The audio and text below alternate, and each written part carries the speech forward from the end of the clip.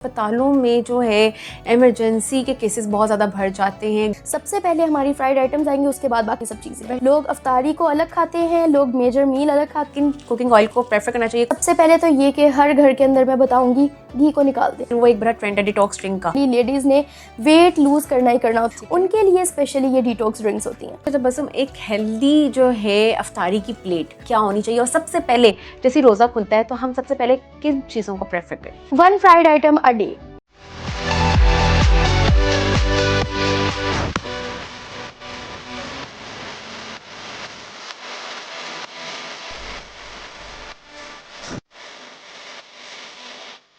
अस्सलामुअलैकुम। उम्मीद करती हूँ आप सब जहाँ कहीं भी होंगे अच्छी सेहत के साथ और खैर खैरियत के साथ होंगे। Healthy hour with someone Ramzan special में मैं हूँ आपकी मेज़बान समन इश्तियाक।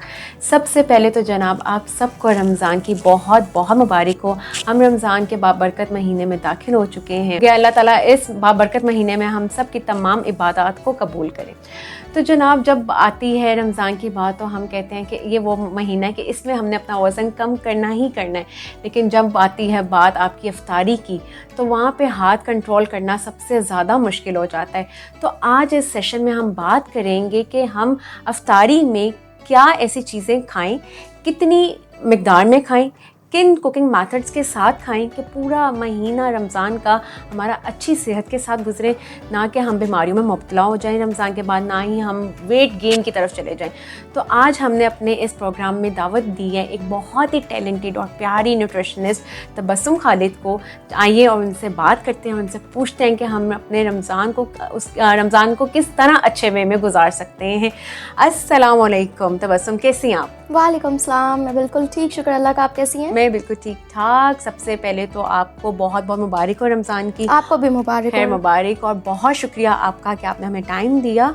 अच्छा तबस्सुम, ये हमारे यहाँ पे एक पाकिस्तान में एक ट्रेंड होता है कि जब रमज़ान आता है डिफरेंट घरों में आपका एक दस्तरख्वान सज जाता है और पूरा दिन जो है हम इस इंतज़ार में रहते हैं कि कब अफ्तारी का टाइम आएगा और कब हम डिफरेंट पकवानों को, मुख्तलिफ पकवानों को अपने सामने देखेंगे और खाते जाएंगे।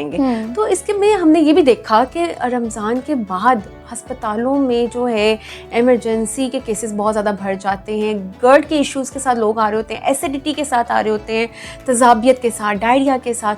तो हम रमज़ान में अफ्तारी में ऐसे क्या कुकिंग मेथड्स को जो है फॉलो करें, किस डाइट को फॉलो करें, किन डाइटरी पैटर्न्स को फॉलो करें, किन लाइफस्टाइल को फॉलो करें कि हम बहुत सी चीज़ों से हम बच सकें?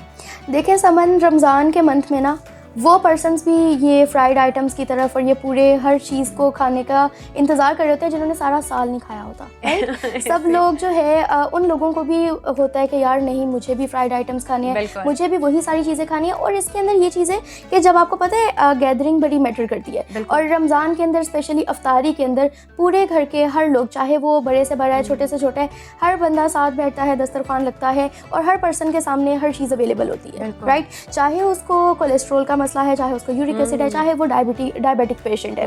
आपको पता है all through out the year हम लोग थोड़ा सा ख्याल करते हैं कि डायबिटीज़ वाले पेशेंट के सामने हमने मिठाई नहीं खानी, कोलेस्ट्रॉल वाले पेशेंट के सामने हमने कुछ ऐसा नहीं खाना कि उसको क्रेविंग्स आए। लेकिन रमज़ान के मंथ में हम सब लोग जो है वो इन चीज़ों को थोड़ा सा भूल जाते हैं और इसको हम कहते हैं ना कि हमें लगता है कि रमज़ान का महीना है और उसमें हमने पकोड़े, समोसे और ये चीज़ें ये तो मस्ट है, ये तो कंपलसरी है। हमारी मेन्यूज़ अगर देखें ना अफ्तारी में, सबसे पहले हमारी फ्राइड आइटम्स आएंगी, उसके बाद बाकी सब चीज़ें। और ये फ्राइड आइटम्स भी ऐसे आएंगी कि these are just for like iftari, ठीक है? और ये हम इसको मेजर मील में बिल्कुल कंसीडर नहीं करते, जो कि एक बहुत कहते हैं कि मेजर इशू है। लोग अफ्तारी को अलग खाते हैं, लोग मेजर मील अलग खाते हैं और उसके बाद रात को जी वेट कर रहे होते हैं कब सहरी, और अब हमने सहरी में भी खाना है। So this is the way के पूरा दिन ठीक है हम लोग भूखे रहते हैं, लेकिन जैसे ही अफ्तारी होती है, अफ्तारी के पीरियड से टू बी वेरी ऑनेस्ट सहरी तक हम लोग खाते ही चले जाते हैं। इसलिए बिल्कुल। अच्छा तो बस आप बाबा हमें ये कहना चाह रही हैं कि हम अफ्तारी में बिल्कुल समोसे पकोड़े ना खाएं?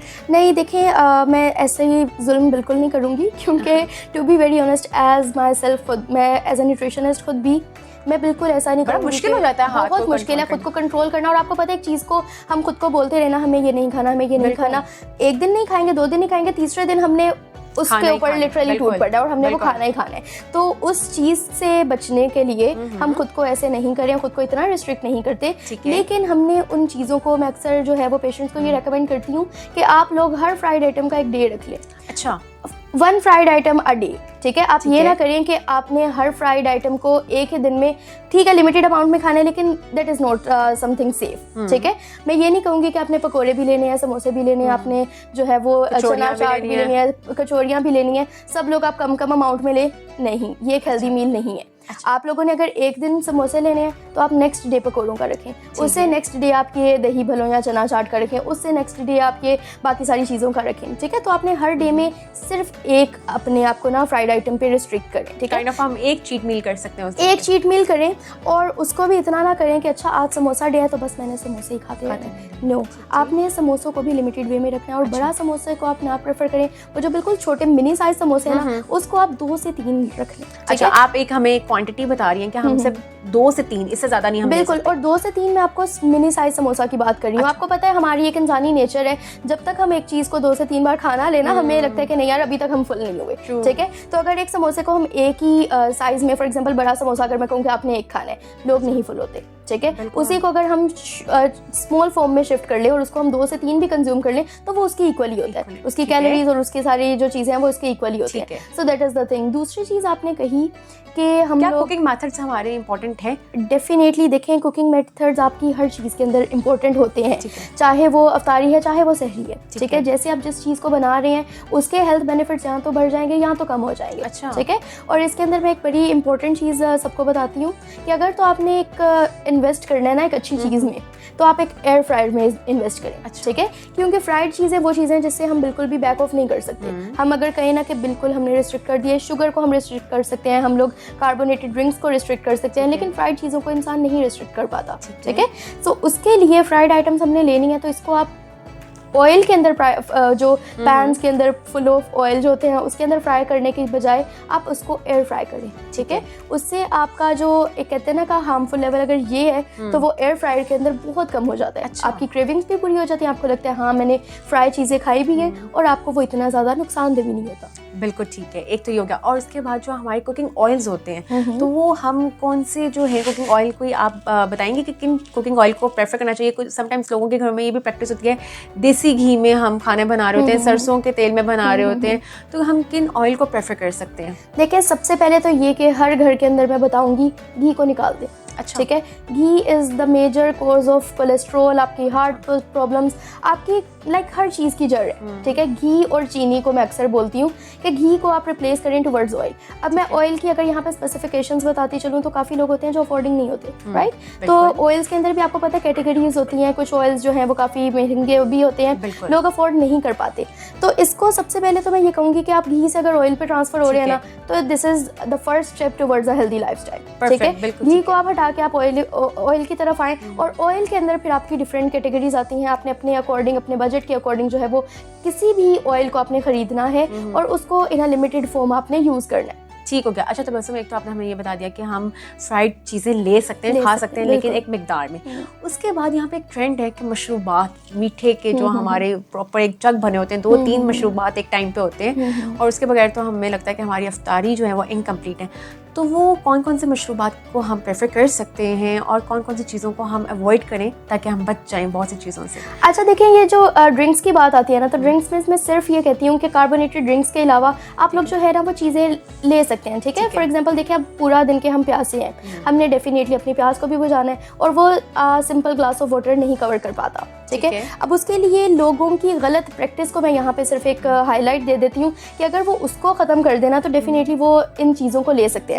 अब उसमें ये क्या होता है, फॉर एग्जांपल रूह अफ़ज़ा, जामे शीरी, टैंक, ये सारी चीज़ें नेचुरल है, हर पर्सन यूज़ करता है, हर घरों में ये बनती है, ठीक है। अब इसके अंदर लोग क्या करते हैं, आपको पता है, ये इन हर साशे के ऊपर भी ना लिखा होता है कि इसके अंदर एडिड शुगर ऑलरेडी प्रेजेंट है, बिल्कुल आर्टिफिशियल फ्लेवर्स एडिड है, शुगर एडिड है, उसकी अपनी मिठास है। लोग क्या करते हैं, उसमें फिर भी भर भर के मग्स और चीनी की डाल रहे होते हैं।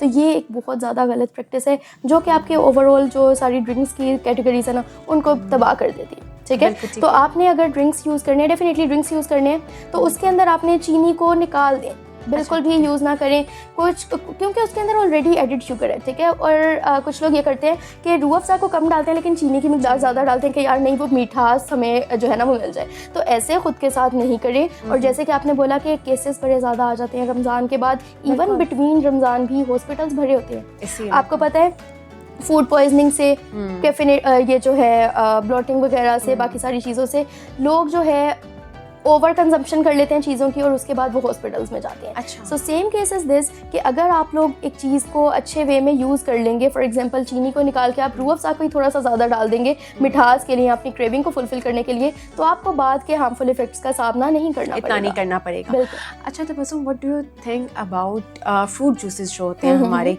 क्या हम वो ज़्यादा प्रेफर करें या फिर जो है हम ये कार्बोनेटेड ड्रिंक जो है इनको ज़्यादा प्रेफर करें? अफ्तारी में हम ऐसे कौन कौन से फ्रूट जूसेस को, और आजकल वो एक बड़ा ट्रेंड है डिटॉक्स ड्रिंक का, क्या हम उसका इस्तेमाल कर सकते हैं? देखिए ये 3 आपने बातें की हैं, एक कार्बोनेटेड ड्रिंक, एक फ्रूट जूसेस और तीसरा ये आपने कहा डिटॉक्स ड्रिंक्स का, ठीक है। सबसे पहले मैं डिटॉक्स के बारे में बताती चलूँ कि जिन पर्सन्स ने फॉर एग्जांपल स्पेशली लेडीज़ ने वेट लूज़ करना ही करना होता है, उन्होंने फॉर एग्जांपल एक टारगेट सेट किया होता है कि यार रमज़ान के बाद मैंने इतना वेट जो है वो लूज़ किया होना है, उनके लिए स्पेशली ये डिटॉक्स ड्रिंक्स होती हैं। अच्छा, कि वो अपनी अफ्तारी के अंदर इन डिटॉक्स ड्रिंक्स को लें और वो उनके लिए बहुत ज़्यादा बेनिफिशियल है, ठीक है।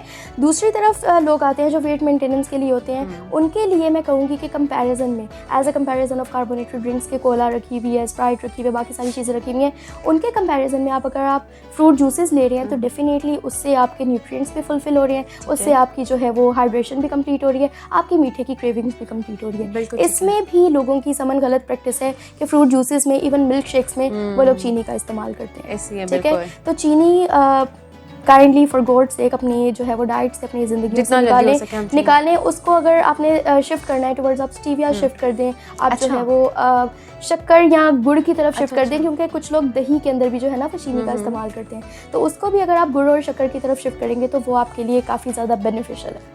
ठीक हो गया। अच्छा, तो बस हम एक हेल्दी जो है अफ्तारी की प्लेट, वो आप क्या सजेस्ट करेंगी हमारे देखने वालों को कि एक हेल्दी प्लेट क्या होनी चाहिए? और सबसे पहले जैसे रोज़ा खुलता है तो हम सबसे पहले किन चीज़ों को प्रेफर करें? सबसे पहले देखें ये तो एक सुन्नत भी है और ये हमारे लिए कहते हैं ना कि जो चीज़ हमारी सुन्नत और इस्लाम के अकॉर्डिंग है वो हमारे लिए अल्टीमेट बेनिफिशियल भी है, ठीक है। तो सबसे पहले तो जैसे ही अफ्तारी होती है आप लोगों ने खजूर लेनी है, ठीक है। अब खजूर भी नॉट मोर देन 3 से ज़्यादा खजूरें आपने इस्तेमाल नहीं करनी। वैसे तो 1 खजूर करें दैट इज़ बेस्ट, ठीक है, लेकिन 3 से ज़्यादा आप ना आ जाए। उसके बाद जो है आप डेफिनेटली ड्रिंक्स की तरफ शिफ्ट होना, ठीक है। ड्रिंक्स में अब जैसे हमने बात की फ्रूट जूसेस होंगे तो काफ़ी ज़्यादा अच्छी चीज़ है ये। अगर फ्रूट जूसेस नहीं है तो ठीक है, रूह अफ़ज़ा और टैंग वगैरह है without added sugar, these are beneficial. 2 glass आप वो ले लें, ठीक है, अफ्तारी के अंदर। उसको भी आपने फुल अप नहीं करना। लोग क्या करते हैं कि ड्रिंक्स की तरफ जो है वो पीते जाते हैं और उसके बाद जो है वो फ्राइड आइटम्स की तरफ आ जाते हैं। उनकी गट हेल्थ पूरा दिन देखें एक इंसान जो है वो स्टारवेशन की मोड पे है, उसकी बॉडी को कुछ नहीं मिल रहा, अल्टीमेट अचानक से उसकी बॉडी को सारे के सारे न्यूट्रिएंट्स आना शुरू हो जाएंगे, तो डेफिनेटली ये बॉडी के साथ जाती है, ठीक है।